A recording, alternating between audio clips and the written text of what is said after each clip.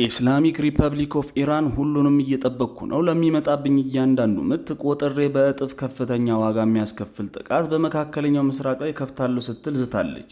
ይህም የመጣው የአሜሪካው ፕሬዝዳንት ትራምፕ ጦርነት በኢራን ላይ አውጃለሁ፣ ከዛሬ ምሽት ጀምሮ እጅግ አስገራሚ ሁሉን አውዳሚ የሆነ ከባድ ጥቃት በኢራን ላይ ሰነዝራለሁ፣ ኢራን ዛሬ ዋጋ ትከፍላለች ማለቱን ተከትሎ ነው የኢራን መግለጫ ያወጣችው። በሌላ በኩል የአሜሪካው ፕሬዝዳንት ትራምፕ ለፎክስ ኒውስ እና እንዲሁም በማህበራዊ ትስስር ገጻቸው እንዳረጋገጡት ጭምር የኢራንን የሀርግ ደሴትን እግረኛ ሰራዊት ጭምር በማሰማራት መውረድ እንደሚፈልጉና ሀርግ ደሴትን ከኢራን ላይ እንደሚነጥቁ ልክ ቬንዙዌላ እንዳደረጉት የኢራንን የነዳጅ መሰረተ ልማቶች በሙሉ እንደሚቆጣጠሩ በይፋ ገልጸዋል። በሌላ በኩል ከሳውዲ አረቢያ የተሰማ ሰበር ዜናም አለ። 4 ኢትዮጵያውያን በሞት መቀጣታቸውን የሳውዲ አረቢያ መንግስት አስታውቋል። በሌላ በኩል ደግሞ እንዲሁ ከ1600 በላይ ኢትዮጵያውያን ከሳውዲ አረቢያ እስር ቤት በምህረት መለቀቃቸውም እንዲሁ ተሰምቷል። ውድ ቤተሰቦቻችን የሰዓቱን መረጃዎችን ይዤላችሁ መጥቻለሁ። ቻናላችን አዲስ ነው፣ ሰብስክራይብ በማድረግ እንዲሁም ቪዲዮዎቻችን ሌሎች ሰዎች ጋር እንዲደርሱ ላይክ እንዲሁም ሀሳብ አስተያየታችሁን ኮሜንት ላይ አስቀምጡልን። ወደ ዝርዝር መረጃው ሳመራ የዩናይትድ ስቴትስ ፕሬዝዳንት ትራምፕ ለፎክስ ኒውስ በሰጡት ይፋዊ መግለጫ በራሳቸው ማህበራዊ ሚዲያ ትሩዝ ሶሻል ላይ ባረጋገጡት መልእክት ዛሬ ምሽት ጀምሮ በኢራን እስላማዊ ሪፐብሊክ ላይ እጅግ ኃይለኛና ሁሉን አውዳሚ የሆነ ጥቃት ትሰነዘራለች ሲሉ በይፋ አውጀዋል። ይህ የፕሬዝዳንት ትራምፕ የጦር አዋጅ እቅድ ተግባራዊ ከሆነ የአሜሪካ ጦር በኢራን ላይ በተከታታይ ለሶስተኛ ምሽት የፈጸመው የአየር ድብደባ ሆኖ ይመዘገባል ብሏል ፎክስ ኒውስ። በዘገባው ፕሬዝዳንት ትራምፕ በኢራን የሚገኙ ድልድዮችና የኤሌክትሪክ ኃይል ማመንጫ ጣቢያዎችን ከመምታት ይልቅ የሀገሪቱን ዋነኛ የነዳጅ መሰረተ ልማትና የወጪ ንግድ ማዕከል የሆነችውን የኢራኗን ንብረት የሀርግ ደሴትን ሙሉ በሙሉ ወታደሮቻቸውን በእግረኛ አሰማርተው በወታደራዊ ኃይል ደሴቷን ከኢራን ላይ ለመንጠቅና ለመያዝ እንደሚመርጡ በግልጽ ከደቂቃዎች በፊት ተናግረዋል። ትራምፕ ባወጡት መግለጫ ላይ እንዳሉትም በጣም በአጭር ጊዜ ውስጥ ዩናይትድ ስቴትስ የኢራንን የሀርግ ደሴትና ሌሎችንም የነዳጅ መሰረተ ልማት አውታሮችን በቁጥጥር ስር የምታደርግ ሲሆን አጠቃላይ የነዳጅና የጋዝ ገበያቸውን የበላይነት ትረከባለች ብለዋል።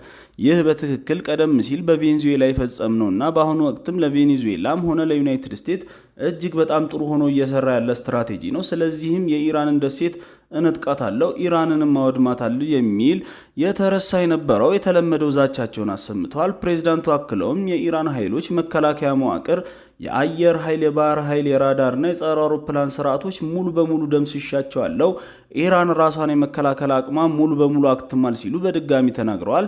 የአሜሪካው ባለስልጣናት እንደሚሉት የዚህ ተከታታይ ወታደራዊ ጥቃት ዋነኛ ግብ ኢራን በኒውክሌር መርሃ ግብር ዙሪያ እየተካሄደ ባለው የሰላም ድርድር ላይ የላቀ ለስላሴና ተለዋዋጭነት እንድታሳይ ኢራንን ለማስደንገጥና ለማስፈራራት ነው ብለዋል። የአሜሪካው ባለስልጣን ለመገናኛ ብዙሃን ባሸለኩት መረጃ ይሁን እንጂ የዓለም አቀፍ የደህንነት ባለሙያዎች አሜሪካ የምትከተለው ይህ ከፍተኛ ጫና ስትራቴጂ ተቃራኒ ውጤት እንደሚያመጣ አስጠንቅቀዋል። በጀርመን ዓለም አቀፍ የደህንነት ተቋም ኤስደብሊው ከፍተኛ ተመራማሪ የሆኑት ሐሚድ ሬዛ አዚም ለሲኤንኤን በሰጡት ሰፊ ትንታኔ እንዳሉት በአሜሪካ በኩል ኢራንን ሽብርክ ለማድረግ ተብሎ የሚሰነዘረው ወታደራዊ ጥቃትና ግፊት በኢራን በኩል ያለውን ዲፕሎማሲያዊ ልስላሴን የበለጠ የሚያጠብቀውና የበለጠ እንድታከር ያደርጋታል ብለዋል። አዚዝም ጨምሮ ሲያብራሩ የኢራን የወቅቱ አመራር የአሜሪካን እጅግ ኃይለኛ ጥቃቶች ተቋቁሞ መትረፍ በትልቅ ስኬት የሚቆጠር ሲሆን ይህንን መቋቋም ለዲፕሎማሲያዊ ድርድር እንደ ትልቅ ወታደራዊ የበላይነትና የካፒታል ማግኛ ይቆጥረዋል። ከዚህም በላይ ሀያል ነው የሚባለው የአሜሪካ ጦር ከኢራን ጋር እየተዋጋ ሁኔታዎቹ በዓለም ሕዝብ ዘንድ የአሜሪካን ጦር እያሳጣው ነው ብለዋል። ይህንን መቋቋም ለዲፕሎማሲ ድርድር ለኢራን ትልቅ የበላይነት ይሰጣታል ብለዋል። የአሁኑ የኢራን አመራር በማንኛውም የድርድር መድረክ ላይ የሚታይ የልስላሴ ምልክትን እንደ እጅ መስጠት አድርጎ በሚመለከት ኃይለኞች የተያያዘ መዋቅር በመሆኑ በፍጹም የኢራን ኃይሎች በወታደራዊ ኃይል መቀልበስ አይቻልም ብለዋል። በጄኔቫ የደህንነት ፖሊሲ ማዕከልና በመካከለኛው ምስራቅ የስዊዘርላንድ ተቋም ተመራማሪ የሆኑት አሊ አህመድ በበኩላቸው ለሲኤንኤን እንደተናገሩት አሁን ያለው የኢራን አመራር የ39ኛ ቀናትን የአሜሪካና የእስራኤል ሙሉ የጦርነት ወረራን ተቋቁሞ ካለፈ በኋላ በሀገሪቱ ውስጥ የመከላከል አቅም ላይ ያለው መተማመን በከፍተኛ ሁኔታ ጨምሯል። አሜሪካ እንዳሰበችው ወይም ትራምፕ እንደሚናገሩት ኢራን አልተዳከመችም ብለዋል። የኢራን ባለስልጣናት ብቸኛውና አስተማማኝ የመከላከያ ስልት ጽኑ መቋቋምና ጠንካራ ወታደራዊ አጸፋ መመለስ ብቻ ነው በሚለው አቋማቸው ይበልጥ መጽናታቸው ተንታኞችም አክለው ገልጸዋል። ይህ በዚህ እንዳለ ፕሬዝዳንት ትራምፕ ዛሬ ምሽት በኢራን ላይ ከባድ የሆነ አጸፋዊ ወታደራዊ እርምጃ ይወስዳሉ ማለታቸውን ተከትሎ የኢራን ባለስልጣናት የአሜሪካ ባለስልጣናትን ዛቻ ሙሉ በሙሉ በማጣጣል ይፋ አድርገዋል። የኢራን ፓርላማ የብሔራዊ ደህንነትና የውጭ ፖሊሲ ኮሚሽን ሊቀመንበር ኢብራሂም አዚዝን በሰጡት መግለጫ እንዳሉት የኢራን ታጣቂ ኃይሎች በወሰዷቸው እርምጃዎች የሚሳኤልና የድሮን አጸፋዊ ጥቃቶች ፕሬዚዳንት ዶናልድ ትራምፕ ግራ እንዳጋቡና ግራ መጋባት ውስጥ ፕሬዚዳንቱ እንደከተቷቸው ተናግሯል። ሊቀመንበሩ እንዳስገነዘቡት የአሜሪካ ኃይሎች ከፋርስ ባህረ ሰላጤ ቀጠናና የአሳፋሪ ውርደት ማፈግፈግ ማድረጋቸው በርካታ የጦር ሰፈሮቻቸው መውደማቸውና ለዓለም አቀፍ የባህር ንግድ ክፍት የነበረው ስትራቴጂካዊ የሆርሙዞች መጥም ሙሉ በሙሉ በኢራን መዘጋቱ አሜሪካ የደረሰባትን ታሪካዊ ሽንፈት በግል የሚያሳይ ነው ብለዋል። ትራምፕ በትናንትናው ዕለት አሜሪካ 49 የቶም ሃውክ ክሩዝ ሚሳኤሎችን በኢራን ላይ መተኮሳቸው ለፎክስ ኒውስ መግለጻቸውን ያወገዙት ሊቀመንበሩ ይህ ድርጊት በአፕሪል 8 የተደረሰውን የተኩስ አቁም ስምምነት በግልጽ የጣሰም የጎረምሳ እርምጃ ነው ብለውታል። ለዚህም ምላሽ የኢራን ኃይሎች በባህሬን በጆርዳንና በኩዌት በሚገኙ የአሜሪካ የጦር ሰፈሮች ላይ በደርዘን የሚቆጠሩ ሚሳኤሎችና ድሮኖችን ማዝነባቸውንና ከፍተኛ ኪሳራ በአሜሪካ ላይ ማድረሳቸውን ይፋ አድርገዋል።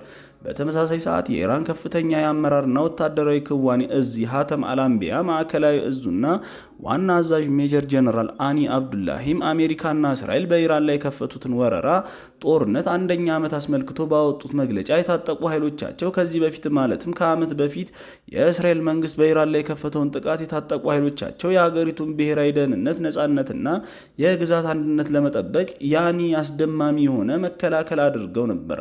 አሳማሚና ጸጸት ውስጥ የሚከት ምላሽም በአሜሪካና እስራኤል አድርሰው ነበር። በኋላም ከወራት በኋላ አሁን የከፈቱንም ጥቃት ድጋሚ በጀግንነት እየተከላከሉ ነው ብለዋል። ጀነራሉ ባደረጉት ንግግር ባሳለፍነው ሰኔ 2025 የተደረገው የ12 ቀናቱ ከባድ ውጊያና እንደ አውሮፓውያን አቆጣጠር የካቲት 28 የተጀመረው መጠነ ሰፊ ጦርነት እንደሚያሳየው የኢራን ሕዝብ የሀገሪቱን ሉዓላዊነት ለመጠበቅ ዝግጁ መሆኑን ነው ብለዋል። የኢራን ታጣቂ ኃይሎች በአሜሪካ የጦር ሰፈሮች ላይ የፈጸሙትን የባለስቲክና የሃይፐርሶኒክ ሚሳኤሎች እንዲሁም የድሮን ጥቃቶችን ያካተተው እውነተኛ ቃል ኪዳን ወይም ኦፕሬሽን ኦፍ ትሩዝ ፕሮሚስን አወድሰዋል። አዛዡ አክለውም ምንም እንኳን በፓኪስታን ኢስላማባድ አሸማጋይነት የተኩስ አቁም ስምምነት ቢደረግም አሜሪካ ግን በኢራን ላይ ሰብአዊነት የጎደለው የባህር ላይ እገዳ በመጣሏ የተኩስ አቁሙን መጣሷንና የኢራን ህዝብም ለተከታታይ ምሽቶች በጎዳና ላይ በመውጣት ለጠቅላይ መሪው አያቶላ ሰይድ ሙጅተባ አሚኒ ያላቸውን ታማኝነትና ጽኑ አቋም አሳይተዋል ብሏል። ወደ ሌላኛው ጉዳይ ስንሻገር ወደ ሊባኖስ ነው። ታዋቂው የዓለም አቀፍ የዜና አውታር ሮይተርስ ባወጣው የምርመራ ዘገባ እንዳመለከተው በመካከለኛው ምስራቅ እየተካሄደ ያለው ጦርነት በሊባኖስ የፖለቲካ መዋቅር ላይ ከፍተኛ ቀውስ ፈጥሯል ሲልም ኢራን በሜዲትራኒያን ባህር ላይ ያላትን የመጨረሻ የምሽግ ተጽዕኖና የሂዝቦላ ህልውናን ለመጠበቅ ስትል የሊባኖስን ጦርነት ጣፋንታ አሜሪካ ከምትፈልገው የስምምነት ረቂቅ ጋር ሆነ ብላ አስተሳስረዋለች ብሏል። ይህ የኢራን ስትራቴጂ በተባበሩት መንግስታት ድርጅትና በአሜሪካ አስተባባሪነት በሊባኖስና በእስራኤል መካከል የሚደረገውን የድንበር የሰላም ድርድር በእጅጉ ፈትኖታል ሲልም ገልጿል። በአሜሪካ እየተካሄደ ያለው የሚስጥር ድርድር እጅግ ውስብስብ መሆኑን የገለጹት የሊባኖስ ባለስልጣናት ባሾለኩት መረጃ የሀገሪቱ ዋና ተደራዳሪ ሲሞን ካራ እስራኤል ምንም አይነት ስምምነት ለማድረግ ፈቃደኛ ለመሆኗን ተከትሎ ስብሰባውን ጥለው ወጥተው የነበረ ቢሆንም በአሜሪካ ውጭ ጉዳይ ሚኒስትር ማርኮ ሩቢዮ እና በምክትል ፕሬዚዳንት ጄዲ ቫንስ ቀጥተኛ ጣልቃ ገብነት ድርድሩ ዳግም እንዲቀጥል መደረጉን ሪፖርቱ ይፋ አድርገዋል። አሜሪካ ያቀረበችው የደህንነት ቀጠናዎች የሰላም እቅድና የሂዝቦላ ከደቡብ ሊባኖስ ማፈግፈግ በሂዝቦላ አመራር ዘንድ የእስራኤልን ፍላጎት ሙሉ በሙሉ በመቀበልና እጅ መስጠት ነው በሚል በይፋ ከፍተኛ የሆነ ተቃውሞ ገጥሞታል ብለዋል። ሆኖም የመካከለኛው ምስራቅ በከፍተኛ የሆነ ውጥረት ላይ እያመራ ነው። ኢራን ዛሬ ማለዳ የሰነዘረችው ጥቃት በመካከለኛው ምስራቅ አገራት ላይ ከባድ የሆነ ምትንም አሳርፏል። የኢራን እስላማዊ አብዮታዊ ዘብ IRGC አሜሪካ በደቡብ ኢራን ውስጥ ለፈጸመችው ጥቃት በባህሬን በኩዌትና በዮርዳኖስ የሚገኙ የጦር ሰፈሮቿ ላይ ጥቃት መፈጸሙን ማውደሟንም ሲያረጋግጥ የባህሬን መገናኛ ብዙሃን እንደዘገቡት ከሆነ በዛሬው ዕለት ማለዳ ጀምሮ በተፈጸመው የኢራን ድሮንና የሚሳኤል ተከታታይ ጥቃት የሰው ሕይወት ላይ የደረሰ ጉዳት ባይኖርም በሰዎች ላይ ግን ጉዳት ደርሷል ብለዋል። የአሜሪካ የባህር ኃይል የጦር ሰፈር በሚገኝበት ባህር ላይ ኢራን በፈጸመችው ጥቃት ቤቶችና መኪኖች በበርካታ ቁጥር መውደማቸውን የሀገሪቱ ባለስልጣናት በመገናኛ ብዙሃን አሳይተዋል። ዮርዳኖስ ከኢራን የተተኮሱ 20 ሚሳኤሎችን መታ መጣሏን ስትገልጽ፣ የኩዌት ጦር ኃይል ደግሞ ከኢራን የተወነጨፉ መሳሪያዎችን አየር ላይ ያስቀረቻቸው ያለው ሲልም ገልጿል። የመካከለኛው ምስራቅ አሁንም በከፍተኛ ፈተናና በከፍተኛ ማዕበል ውስጥ ይገኛል። ወደ ሌላኛው ዜና ስናቀና ሳውዲ አረቢያ 4 ኢትዮጵያውያንን በሞት ስትቀጣ ኢትዮጵያ ከ1600 በላይ ምህረት እንደተሰጣቸው ገለጸች። የሳውዲ አረቢያ በዚህ ሳምንት 4 ኢትዮጵያውያንን በሞት መቅጣቷን በይፋ ስታስታውቅ የኢትዮጵያ መንግስት ደግሞ በበኩሉ ከ1600 በላይ ኢትዮጵያውያን ዜጎች ክሳቸው ተቋርጦ በምህረት እንዲለቀቁ መደረጉን በይፋ አስታውቋል። የሳውዲ አረቢያ የሀገር ውስጥ ጉዳይ ሚኒስቴር ባወጣው መግለጫ እንዳለው ከሆነ 2 ኢትዮጵያውያን በስቅላት መገደላቸውን አስታውቋል። የሞት ቅጣቶችም የተፈጸሙት ሰኔ 1 2018 ዓ.ም በናጅራን ግዛት እንዲሁም ሰኔ 3 2018 ዓ.ም በአሲር ግዛት መሆኑን ሚኒስትሩ በመግለጫቸው አመልክተዋል። 4ቱም ኢትዮጵያውያን በሞት የተቀጡት ወደ ሳውዲ አረቢያ ሐሺሽ ይዘው በመግባታቸው መሆኑን በመግለጫቸው ላይ ጠቅሰዋል። ከጉዳዩ ጋር በተገናኘ የኢትዮጵያ ውጭ ጉዳይ ሚኒስቴር ባወጣው መግለጫ በሳውዲ አረቢያ እስር ቤት የሚገኙ 1655 ኢትዮጵያውያን የፍርድ ሂደታቸው ተቋርጦ ምህረት እንዲደረግላቸው መደረጉን ይፋ አድርጓል። ሂውማን ራይትስ ዎች የሳውዲ አረቢያ ባለስልጣናት ሚያዝያ 13 ቀን 2018 3 ኢትዮጵያውያንን በሞት መቅጣታቸውን ገልጾ የ65ቱ ፍርድ ተፈጻሚነት